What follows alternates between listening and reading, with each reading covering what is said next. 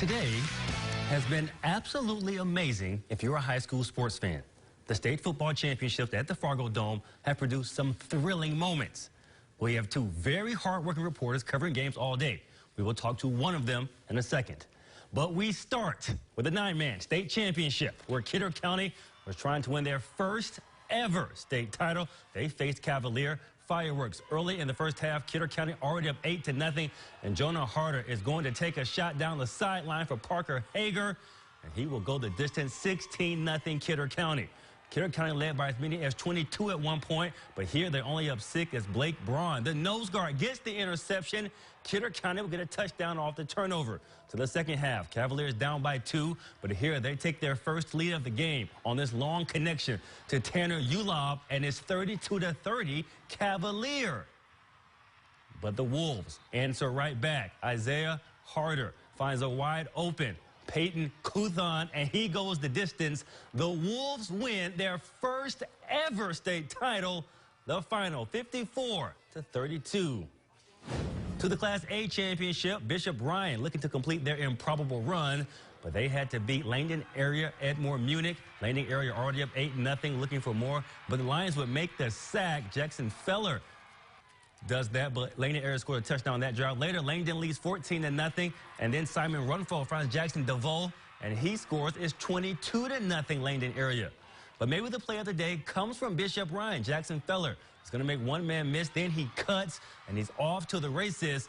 A Cardinal will try to bring him down around the 10-yard line, but he does not.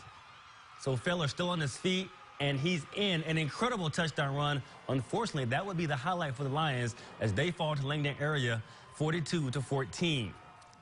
Let's go to the AA state championship game. Beulah and Hillsboro Central Valley. Beulah will get off to a good start as an inside handoff to Nathan Batest nets positive yards, a 20-yard gain.